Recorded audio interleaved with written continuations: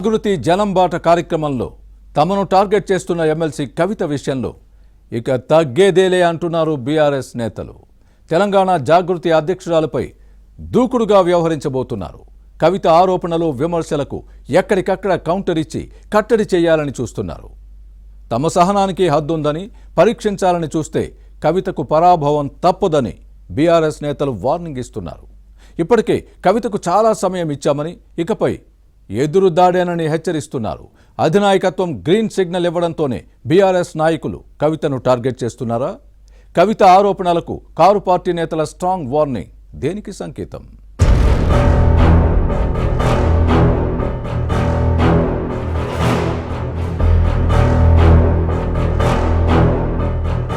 ప్రధాన ప్రతిపక్షం బీఆర్ఎస్ కు ఇంటి పోరు ఎక్కువైంది. జాగృతి జనంబాట కార్యక్రమం చేపట్టిన ఎమ్మెల్సీ కవిత కారు పార్టీ నేతలను టార్గెట్ చేశారు. ప్రత్యర్థి కాంగ్రెస్, బీజేపీల నుంచి ఎదురయ్యే రాజకీయ విమర్శలు, ఆరోపణలు కంటే తెలంగాణ జాగృతి అధ్యక్షురాలు కవిత చేస్తున్న మాటల దాడితో తమకు ఎక్కువ నష్టం జరుగుతోందని బీఆర్ఎస్ నేతలు భావిస్తున్నారు. దీంతో ఈ ఎమ్మెల్సీ విమర్శలు, ఆరోపణలకు మాటలతో సమాధానం చెప్పాలని గులాబీ పార్టీ నిర్ణయించింది. ఇప్పటికే కవితకు చాలా సమయం ఇచ్చామని, ఇక సమయం లేదంటున్నారు.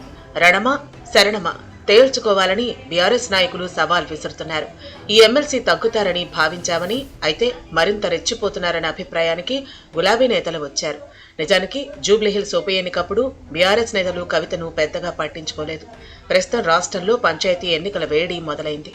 ప్రధాన పార్టీలు కాంగ్రెస్, బీఆర్ఎస్, బీజేపీలు సర్పంచ్ ఎన్నికలపై సీరియస్ గా ఫోకస్ పెట్టాయి.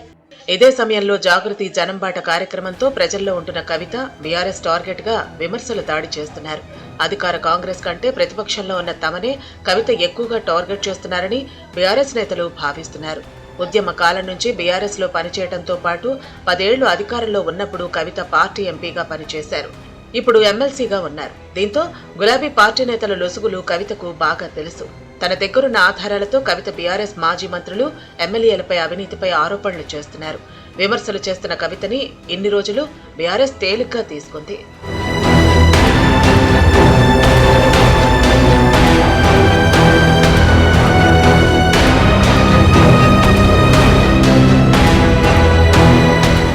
అయితే కవితను లైట్ తీసుకోవడంతోనే పార్టీ ఇమేజ్ డ్యామేజ్ అవుతోందన్న విషయాన్ని బీఆర్ఎస్ నాయకత్వం ఆలస్యంగా గ్రహించింది.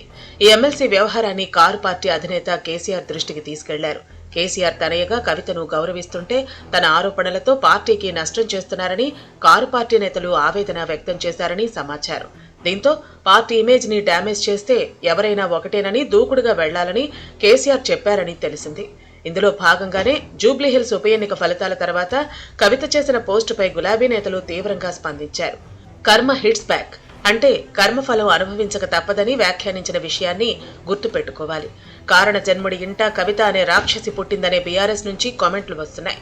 సంగారెడ్డి ఎమ్మెల్యే చింత ప్రభాకర్ ఘాటు విమర్శలు చేశారు. ఇటీవల వనపర్తి పర్యటనలోనూ మాజీ మంత్రి నిరంజన్ రెడ్డిని టార్గెట్ చేశారు ఈ ఎమ్మెల్సీ. పుచ్చలు లేచిపోతాయంటూ ఫ్యాక్షనిస్టుల తరహాలో వార్నింగ్ ఇచ్చారు. అధికారంలో ఉన్నప్పుడు అవినీతికి పాల్పడ్డారన్న కవిత ఆరోపణలకు నిరంజన్ రెడ్డి స్ట్రాంగ్ కౌంటర్ ఇచ్చారు. కవిత అవినీతి కారణంగానే 2023 అసెంబ్లీ ఎన్నికల్లో బీఆర్ఎస్ కు ఓటమి దుర్గతి పట్టిందన్నది ఈ మాజీ మంత్రి వాదన. అంతటితో ఆగకుండా కవితకు లిక్కర్ రాణి. ఈ మాజీ మంత్రి వ్యాఖ్యలు తెలంగాణ రాజకీయాల్లో చర్చనీయాంశంగా మారాయి.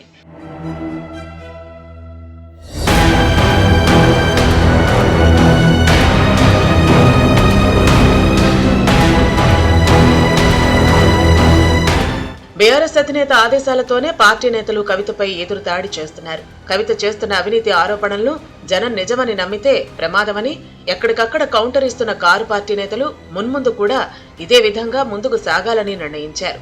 బీఆర్ఎస్ నేతల బాగోతాన్ని బయట పెడతానని కవిత చెబుతుంటే కేసీఆర్ పాలనలో ఈ ఎమ్మెల్సీ చేసిన దందాలను తాము ప్రజల్లోకి తీసుకెడతామని వార్నింగ్ ఇస్తున్నారు. కాంగ్రెస్ తో కవితకు లోపాయికారి ఒప్పందం ఉందన్నది బీఆర్ఎస్ నేతల మాట.